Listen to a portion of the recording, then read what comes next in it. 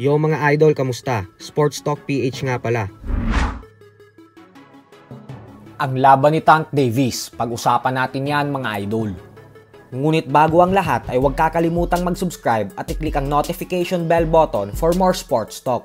So alam nga po nating lahat na ang isa sa mga gustong mapanood ng mga diehard boxing fans ngayon ay ang bakbakan sa pagitan ng dalawang undefeated top pound for pound fighters ng bansang Japan na sila current undisputed super bantamweight world champion Japanese monster na Naoya Inoue at current WBC bantamweight world champion Junto Nakatani, kung saan mismong si Nakatani na ang nagsabi na handa daw siyang harapin ang binansagang halimaw ng Japan anumang oras dahil ito daw talaga ang nakikita niyang pinakamalaking pagsubok at hamon sa kanyang professional boxing career.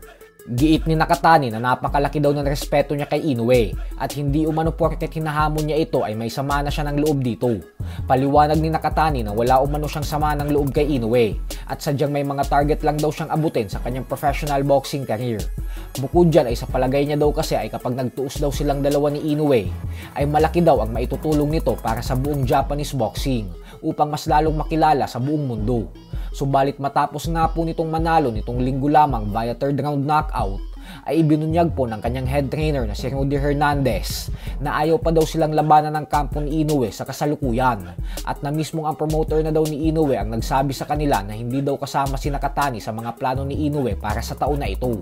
Pero ganun pa man nga po ay hindi naman ito minamasama ng kampo ni Nakatani dahil sa estado daw ni Inoue ngayon bilang isang superstar ay may karapatan daw talaga itong magdesisyon sa mga gusto nitong gawin. Bukod dyan ay nagrepresenta din si Nakatani na lumaban na lang at magsilbing undercard sa paparating na laban ni Inoue sa buwan ng Hunyo sa Amerika kontra sa undefeated WBC super bantamweight top contender Alan Picasso.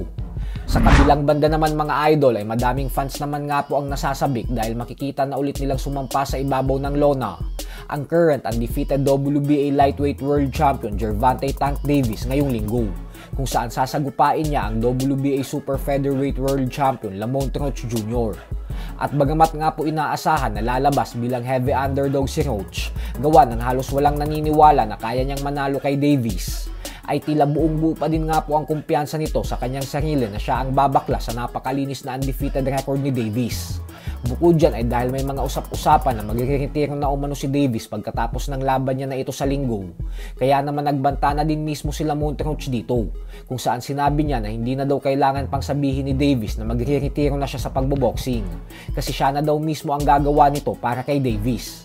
Ayon kay Roach ay na-knockout niya daw talaga si Davis at bubugbugin ng husto hanggang sa hindi na talaga nito kayanin pang magboxing sa buong buhay niya.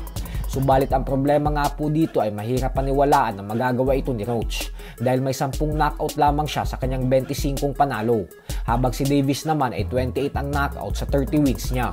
So hanggang dito na lang po muna tayo mga idol.